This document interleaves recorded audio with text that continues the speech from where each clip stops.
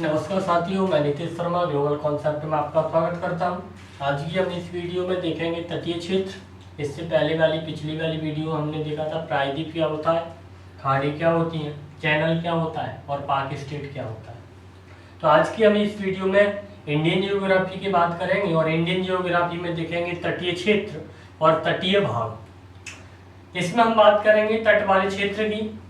तो सबसे पहले हम बात करते हैं तटीय भाग की, यानी कि तटीय लाइन, कोस्टल लाइन कैसे हैं। आपसे पूछता है और जितने भी प्रीवियस ईयर के क्वेश्चन और आने वाले एग्जामों में जितने भी क्वेश्चन बनते हैं इस वाले टॉपिक से, वो हम बनाने का प्रयास करेंगे और आपको जो भी प्रॉब्लम आती है उस प्रॉब्लम को हम दूर करने की कोशिश करेंगे। तो चलिए आज की वीडियो को हम स्टार्ट करते हैं। तो सबसे पहले देखेंगे हम तटीय भाग की, कोस्टल लाइन की। तो आपसे पूछता है कि तटीय भाग है क्या, यानी कि तटीय भाग यानी कि वह भाग जो कि समुद्र वाले क्षेत्र से लगा हो, तट वाले क्षेत्र से लगा हो, हम तटीय भाग कहते हैं। इसके अलावा आपसे एग्जामिनर पूछता है कि कुल तटीय लंबाई कितनी है, यानी कि भारत की कुल तटीय लंबाई कितनी है। तो भारत की जो कुल तटीय लंबाई है वो है 7516 किलोमीटर, यानी कि 7516 किलोमीटर भारत की कुल तटीय लंबाई है, जिसमें से आपका यानी कि भारत का प्रायद्वीपीय भाग और जितने भी द्वीप हैं आपके, जैसे अंडमान निकोबार, लक्षद्वीप, इन सबको शामिल करके टोटल जो लंबाई है वो कितनी है, 7516 किलोमीटर है। आपसे पूछता है कि अगर हम द्वीपों को काउंट ना करें, द्वीपों को अगर शामिल ना करें, तो कुल यानी कि लंबाई, मुख्य भूमि की कुल तटीय लंबाई कितनी होगी। तो आपकी होगी 6100 किलोमीटर। दोनों में अंतर समझ आया होगा, ये द्वीपों सहित है और ये मुख्य भूमि की है। तो दो क्वेश्चन बनते हैं कि भारत की कुल तटीय लंबाई कितनी है। कुल तटीय लंबाई है 7516 किलोमीटर और मुख्य भूमि की केवल कितनी है, तो है 6100 किलोमीटर। अब आते हैं कि भारत के वह कितने राज्य हैं जो तट सीमा बनाते हैं, यानी कि तटीय वाले राज्य कितने हैं। तो तटीय वाले राज्य हैं 9। कौन कौन से, वो हम बात करेंगे कि 9 तटीय राज्य हैं। जैसे आपने मैप में दिखाने की कोशिश करूं तो यानी कि आपको यहाँ पे गुजरात मिलेगा, महाराष्ट्र मिलेगा, फिर गोवा मिलेगा, फिर कर्नाटका मिलेगा, फिर आपको केरल मिलेगा, तमिलनाडु मिलेगा, आंध्र प्रदेश मिलेगा, उड़ीसा मिलेगा और पश्चिम बंगाल मिलेगा। इसमें आप देखने की कोशिश ना करें, क्योंकि यहाँ पर मैंने कुछ और समझाने के लिए आपको डायग्राम बनाया है। तो यानी कि आपके कुल राज्य कितने हैं जो तटीय सीमा बनाते हैं। तो जो तटीय सीमा बनाने वाले राज्यों की संख्या है वो है 9। आपसे पूछेगा कि भारत का वह कितने केंद्र शासित प्रदेश हैं जो कि तटीय सीमा बनाते हैं, या तटीय राज्य केंद्र शासित प्रदेश है। तो केंद्र शासित प्रदेशों की जो संख्या है वो है 4। कौन कौन से, वो भी लिखा है मैंने। तो अंडमान निकोबार, लक्षद्वीप, दमन और दीव और पदुचेरी। इस पदुचेरी को हम बात करेंगे क्योंकि यहाँ से क्वेश्चन बनता है और आप कई बार कंफ्यूज भी होते हैं कि पदुचेरी है क्या, यानी कि पदुचेरी या पांडिचेरी है क्या। इसको हम डिटेल में अभी आगे देखेंगे। तो यानी कि 4 केंद्र शासित प्रदेश हैं जो कि तटीय सीमा बनाते हैं या तटीय क्षेत्र में आते हैं। तो आपके अभी तक 4 क्वेश्चन बन सकते हैं। पहला, भारत की कुल तटीय सीमा कितनी है, मुख्य भूमि की कितनी है, कितने राज्य हैं, कितने केंद्र शासित प्रदेश हैं। तो मेरे साथ आप बोलने का प्रयास करेंगे, जिससे आपको यानी कि जितना आप बोलोगे उतना आप लर्न कर पाओगे। तो यानी कि जब भी आप वीडियो देखते हो तो मेरे साथ बोलने की कोशिश किया करें जब मैं बुलवाने की कोशिश करता हूं। तो यानी कि कुल लंबाई, यानी कि भारत की यानी कि तटीय भाग की कुल लंबाई, तो आपका आंसर होगा 7516 किलोमीटर। यानी कि अगर आपसे पूछे मुख्य भूमि की कितनी, तो आप बताओगे 6100 किलोमीटर। भारत के कितने तटीय राज्य, तो आपका आंसर होगा 9।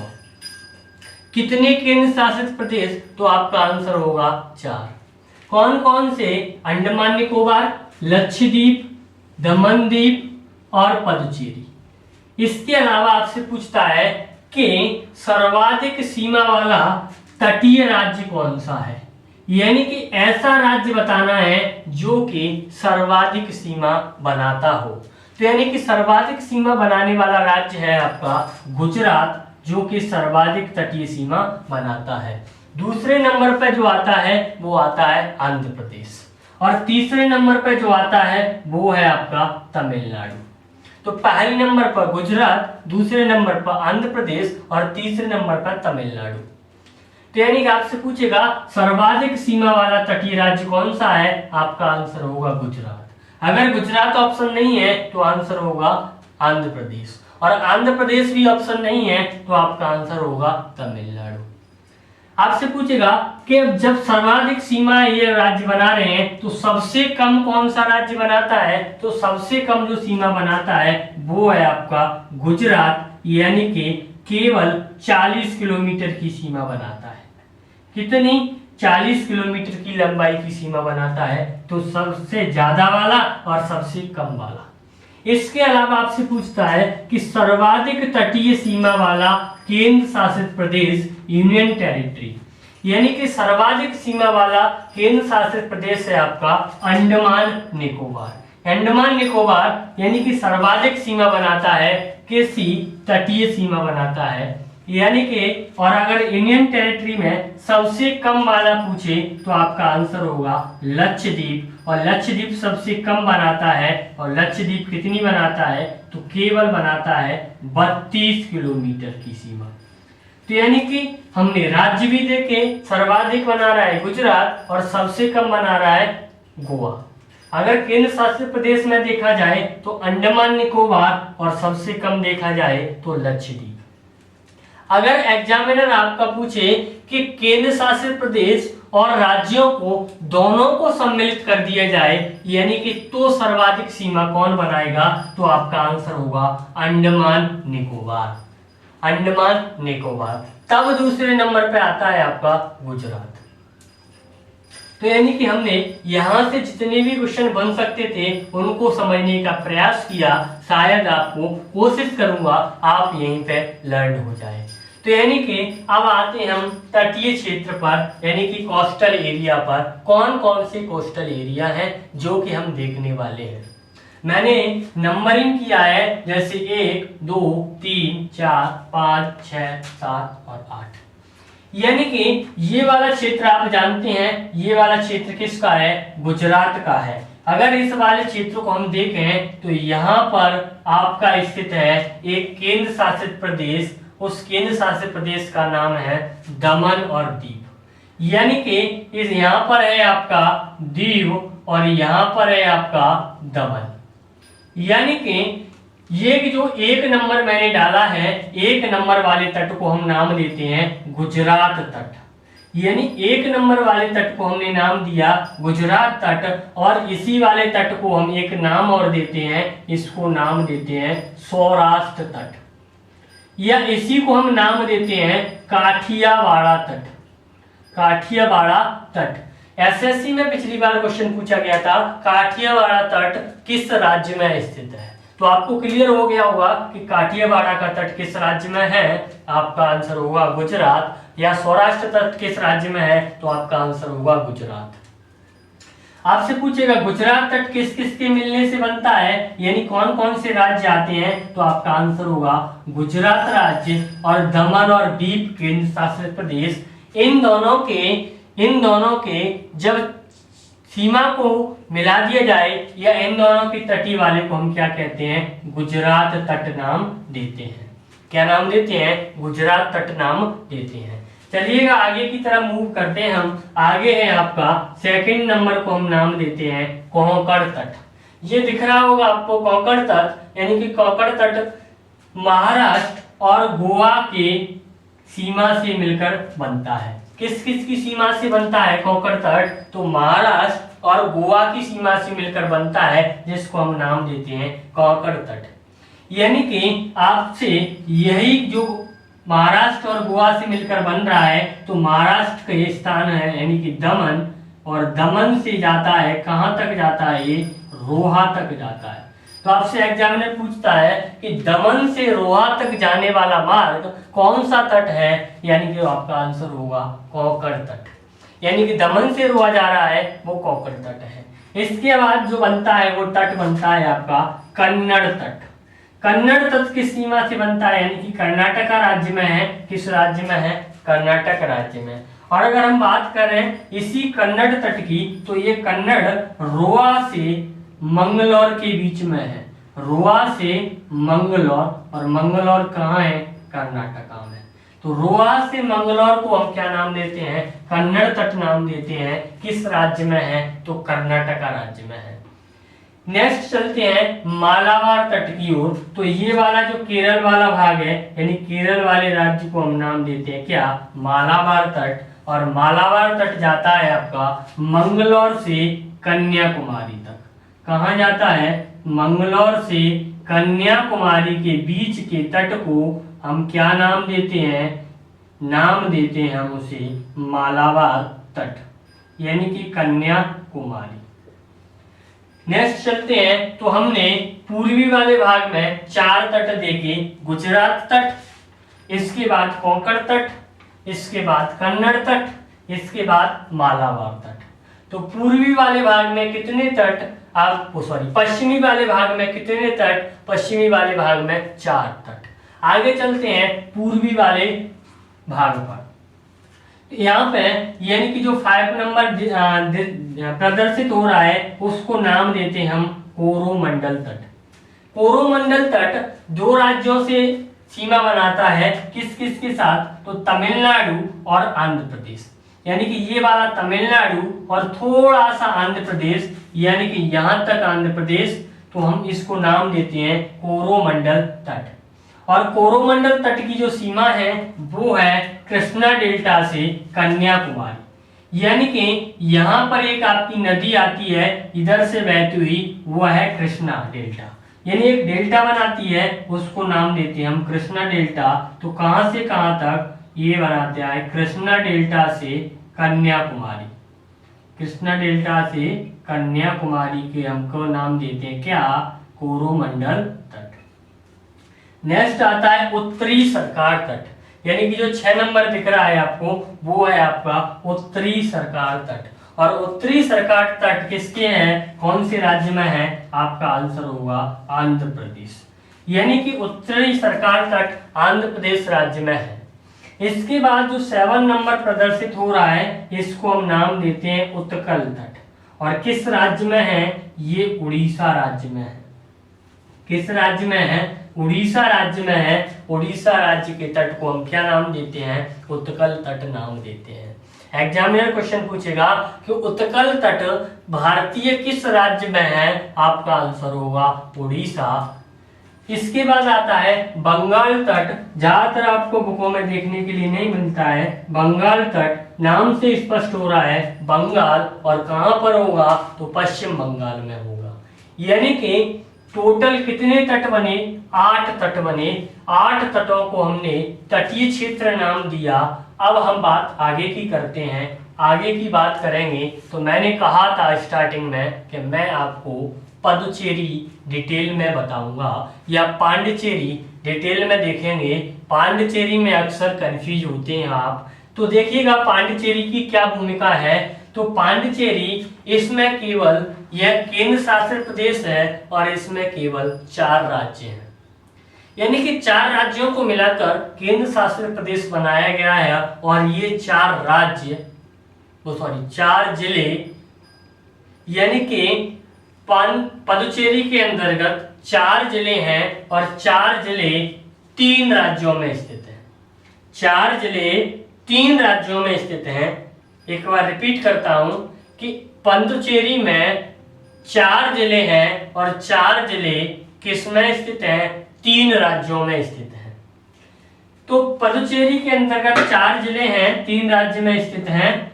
कौन कौन से 4 जिले हैं, पहला है यनम, और यनम स्थित है आपका आंध्र प्रदेश में। यनम कहाँ स्थित है, आपका आंध्र प्रदेश में स्थित है। अभी मैं आपको दिखाऊंगा अभी कि कहां पर कौन सा जिला है। तो आंध्र प्रदेश में है यनम। पदुचेरी आपका तमिलनाडु में है, करेकाल भी तमिलनाडु में है और माहे आपका केरल में है। माहे आपका कहां पर है? केरल में है, केरल में।